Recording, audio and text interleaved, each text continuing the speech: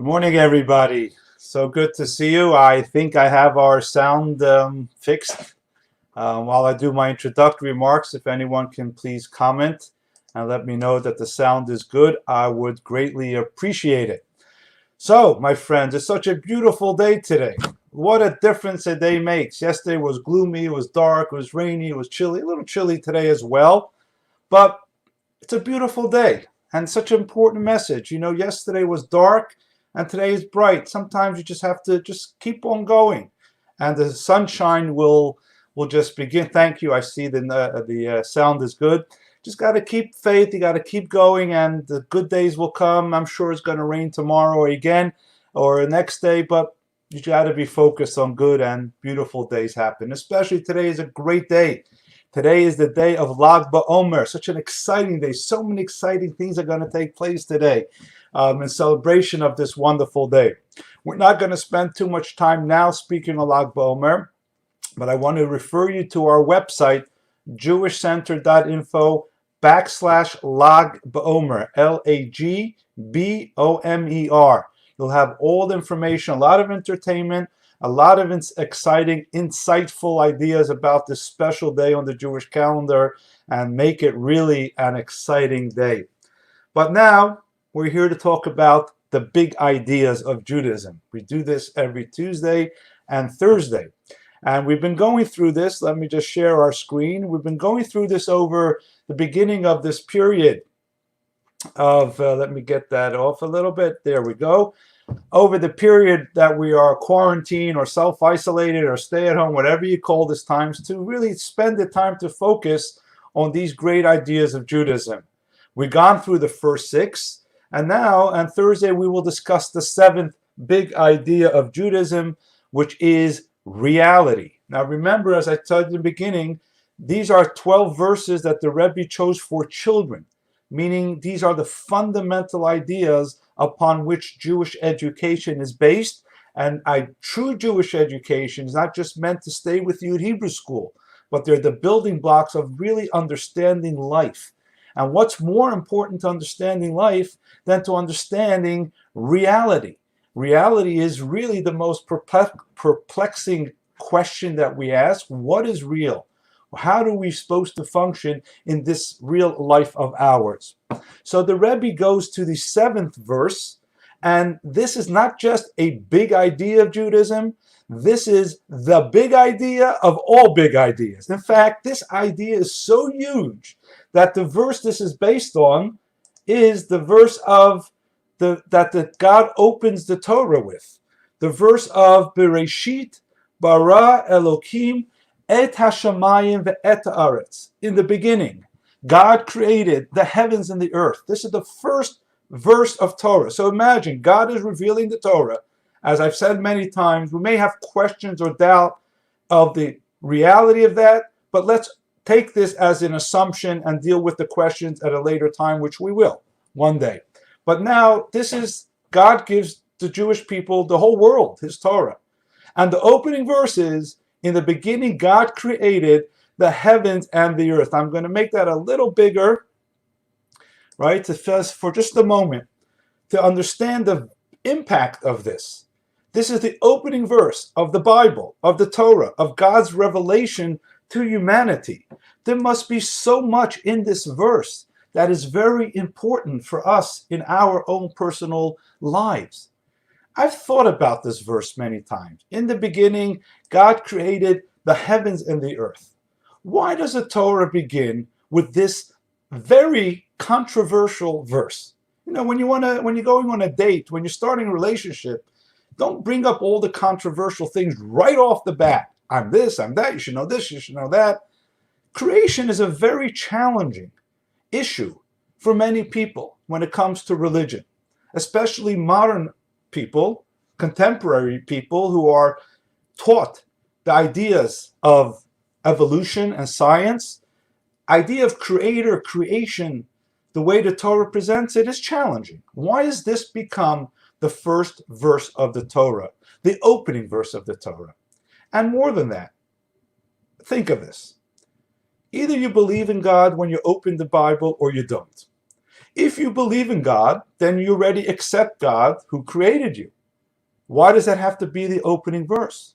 And if you don't believe in God, or if you have challenges in God and creation, this verse isn't going to convince you of anything. The story of the Genesis isn't going to convince you of anything. Either you believe it or you don't. And it doesn't give you much detail than you would imagine. It doesn't tell you how it happened. Chick-chock, this, that, God said, there was, there is, and seventh day Shabbat. What's the purpose of the opening of the Torah? The first opening verse, the introduction of God to his people. There's so much packed in this verse. We're already at 6 minutes, and I'm going to try to get to the point, and over maybe next time or the time after, we may extend this to 3 classes, we will unpack this slowly. But I want to get to the core of the issue. What is the purpose of this verse? And this is what the verse is. Many people focus on the word God created. And as I said before, that's not really the issue. We're assuming that you believe the concept of creation. But the point is, what did God create? Et hashamayim ve'et haaretz, the heavens and the earth. Now we just say that simply, God created everything, the heavens and the earth. But there's a lot there. Because for many of us, to believe that there's a God in heaven somewhere else, that's easier to believe. But to believe that God didn't just create the heavens, or the heavens aren't just the domain of God, but the earth as well, that is the revolutionary idea that the Torah is opening. When you believe in God, it's not about you should believe in God. It's about a person who accepts God, understands the idea of God. What type of God are you believing in? What's your relationship with that God? Is it a distant relative, a distant uncle, an ancient, great-grandparent somewhere back in your lineage? Or is it something that is very relevant and important to you? In fact, I'll tell you even more than that. One of the most profound and impactful statements and comments that I've heard from one of the greatest Jewish thinkers of today, Rabbi Dr. Jonathan Sachs, was, listen to this, the Torah isn't here to teach us how to believe in God. The Torah is here to teach us how God believes in you. Think of that. Torah isn't here to tell you believe in God. Torah is here to teach you something more revolutionary, that God believes in you. God is intimately connected and with the creation that he created, not just Hashemayim in heaven, but Haaretz in earth as well. And this teaches us two very important things. Not only that you have value and that you have importance, but the world is important. The physical nature of world is part of God's creation. You see, many people have a conflict between what we would say religion and science. God, he's good in the spirit to take care of my spiritual things. But when it comes to my natural order of things, or the scientific aspects of God, the physics of creation, leave that to the scientists. That has nothing to do with religion or with a relationship with God. And now, that's not just an abstract idea, my friends. Is God part of science, not part of science? Science and religion, it's a lot deeper. It's how do we value our relationship with the natural order? And this is a very important question when it comes to religion. Because many religions will say, rely on miracles. Why go to the doctor? Why rely on medicine? Why rely on science? Science has nothing to do with God. And if you're really a faithful God, if you put your energy into science or into medicine, you're kind of going on a different direction. And here the Torah says, et haaretz, earth, nature, and natural order is as much of God's creation as the Torah, the soul, and the spiritual aspects of life. God is a total God. God is completely engrossed in everything that we do. And therefore, if you really believe in God, you go to the doctor. Maybe that's why Jews' mothers are always obsessed with my son, the doctor. Because medicine and doctor and natural order is very part of our religion. We don't say, well, sit back. God in heaven will give me my livelihood, my income. God wants us to engage in nature. God gives us our livelihood and our income when we go through the natural order. You work, you get your paycheck. Don't just sit and wait for God to send down the manna from heaven. That happened just for one part of our history. But the natural order is part of God's world. You know why? Because there's purpose, there's value. You think you go to work to make a living. There's really other things that are happening. The impact you have on people in your business, the relationships that you develop, the things that cultivate, so many things that happen as a result because you got to go to work. So what does a faithful Jew do? He prays to God for healing, but he goes to see his doctor. What does a doctor of faith do? He prescribes the medicine, but he also tells his patient, say a prayer as well, because it's one world. God created heaven and earth. You are important because you're part of God's earth. God's natural order is important because that's part of the process and part of the purpose that he created it for. This is extremely revolutionary. It's not an abstract philosophical idea. It's how do we get up in the morning and feel deeply connected and purpose and meaningful. Number one, Moda Ani. We realize, as I mentioned many times, if you open your eyes, God wants you to be here and has a purpose for you. And then when you go on to continue to deal with the materialistic aspects of life, the challenges, the struggles, the successes, the joy and the happiness, it's all part of that purpose. God is not a God in heavens, but God created heavens and earth.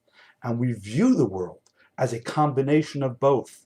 We make effort. We do everything we can, as we said in the story from yesterday about Dahlia. You have to be proactive in the reality of world and in the reality of the material and physical world, haaretz, the land. You will find the reality of the relationship with God.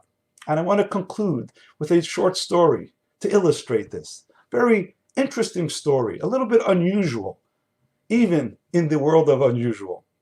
And this is a story of our dear Rebbe.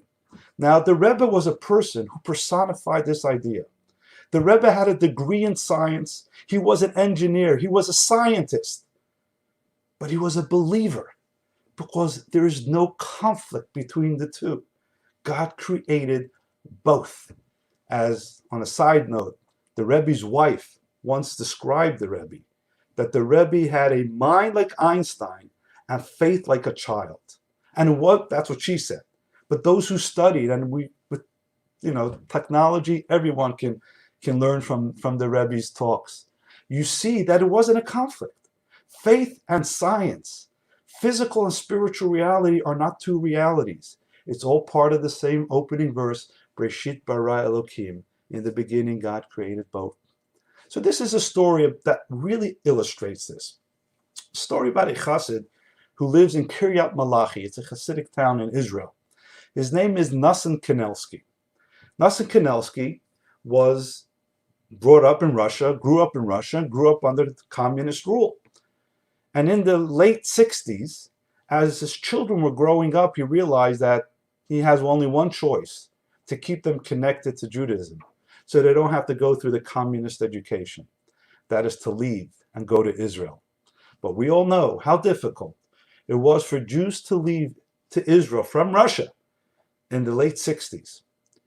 So as a chassid who always asks his Rebbe for a blessing, he wanted to get a blessing from the Rebbe to have success, for him to emigrate, for him to leave Russia.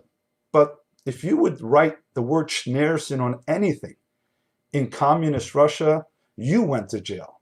Because the Schneerson family, the family of the Rebbe's, were their greatest enemy, because they fought fiercely to preserve the Jewish faith, which was antithetical to everything communism stood for. So he came up with an idea, and at that time there were secret missions of people going back and forth from New York to Russia. So he figured he'll do this. He took a picture of his family, and he wrote in the back. He gave this individual that was going from Russia a picture to deliver to his Lubavitch cousin who lived in Crown Heights. His cousin's name was Naftali Minkowitz in Crown Heights. And he said, please give this to Naftali Minkowitz. And on the back of the picture of his family, he wrote to Naftali Minkowitz in code, please give this to Zaidi and tell him we'd love to see him. Now, Zaidi was always the way the Russian Hasidim used to refer to the Rebbe in Russia. So the cousin would understand to give this to the Rebbe. The cousin, Naftali, receives this picture. And before Yom Kippur, there was a custom, as there is now, that you go to the rabbi of your synagogue and you ask for honey cake. Another conversation. But the Rebbe would do this the day of the eve of Yom Kippur. All the Hasidim would walk by the Rebbe, get a piece of cake, which was symbolic of receiving sweetness, a blessing of sweetness for the year. And when Naftali passed by the Rebbe, he gave the Rebbe the picture. The Rebbe read the back, and there was no reaction, nothing. That was not a good sign. At least it didn't seem like a good sign to Naftali. And not only did Nasan Kanelsky, the chassid in Russia that was trying to get out, not only didn't he get any blessing or any movement in his ability to leave, on the contrary, he had a great setback. When he went to give his immigration papers, a little later, the desire to emigrate, the officer took the paper, ripped it up, and shouted at Nasan Kanelsky, you think you're going to leave Russia? You're going to die here in communist Russia. And this kind of just shut down his whole desire to leave, and he was wondering, I asked the Rebbe for a blessing. Where's the blessing? But life went on, and he had a miserable, miserable year and a half. Until it was 1970. In the winter of 1970, he had an opportunity to bribe one of the communist officers that dealt with the immigration papers. And in fact, he gave her 5,000 ruble, and within 3 months, he was out of there. He was able to make it to Russia. This was the winter of 1970. In the fall of 1970, when he came, after he was able to go to Israel, he traveled to the Rebbe for the holidays to see the Rebbe finally. And he comes to his cousin's house, Naftali, and he was shocked. He sees his picture that he asked Naftali to give to the Rebbe. He sees it there on the dresser. That's Naftali. Why didn't you give this to the Rebbe? Maybe that's why I had all my problems. Naftali said, you won't believe this. I did give it to the Rebbe, and there was no response. The following year, when I went to the Rebbe for Lekach at the same time, at that point the Rebbe gives me back the picture and says, here, take it back. I don't need it anymore. He was puzzled. He didn't understand what's going on. And then 3 months later was when the chassid in Russia was able to do this bribe and was able to get out. So the chassid, Rabbi Kanelsky, is now in Crown Heights. He's out of Russia. He has his chance to meet the Rebbe. And they have the conversation, because it was a time that every chassid could actually go in and meet the Rebbe. The Rebbe asked Rabbi Kanelsky, so what's going on with the Jews in Russia? What's going on with the community there? And Rabbi Kanelsky gives him the report. And then the Rebbe turns to Rabbi Kanelsky and says, so you made it out. How did you manage to get out? So Rabbi Kanelsky tells the Rebbe, well, I gave the officer a bribe of 5,000 ruble and then I made it. And the Rebbe looks at him and said, are you sure that's how you got out? And he says, yeah, I gave her 5,000 ruble. And the Rebbe gives a broad smile. Are you sure that's how you got out? Indicating to Rabbi Kanelsky that it wasn't so simple. See, the physical way he got out was to give $5,000, 5,000 ruble as a bribe. But how did that bribe work? The Rebbe was trying to indicate that it was a blessing and prayer on his behalf, because as a believing Jew, the earth and the heaven work together. Miracles and nature are one. We do what we have to on a physical level, but that is successful because that is imbued with the purpose that God has given us. Very powerful message, very big idea, the fundamental idea of how Jewish people approach their faith. I want you to absorb this a little bit. We will continue to explore this idea on Thursday at 8:30 and take this a little deeper and perhaps a few more stories. But for now, I want you to enjoy today. Today is Lag BaOmer. Today is a day that we celebrate the passing of Rabbi Shimon Bar Yochai, who gave us the Zohar, who was God gave us the information, but who introduced Jewish people to the inner teachings of Torah, to the soul of Torah, to that other dimension of our faith. Faith is not just about the ritual that we do. The ritual is the physical part, the land, the earthly part of the spiritual deep presence of God in our life. We study the Torah, parts of Torah, to know what to do. We study inner teachings of Torah in order to feel what we do. That is the great celebration of Lag BaOmer. When you feel what you do, life is very different. So tap into the energy of today. Enjoy Lag BaOmer. And once again, let me refer you to our websites to continue to learn more and more and absorb more and more information about the inner teachings of Torah, the feeling of Torah. There's so many classes on virtualjewishcenter.org. One final announcement is that we're trying to shift all our Facebook listeners to our organizational page as opposed to my personal page. There, that way you'll always be able to see what's going on as events. Search on Facebook for Chabad Lubavitch of Bucks County, like the organizational page, and then you'll be more informed of what's going on. And please, take this message. Hopefully it's meaningful to you.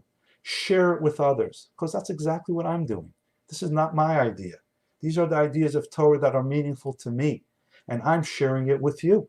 And if it's meaningful to you, share it with others, because this way, not only will this message get out, but more importantly, more and more people will be in tune with their tradition, with their soul, with their faith, and with their true purpose and meaning in life. So make it a wonderful day. I'll see you tomorrow at 8:30. It's going to be an exciting day. I promise you, it's going to be great things happening today. And I can't wait to see you tomorrow morning at 8:30. Have a wonderful Lag BaOmer.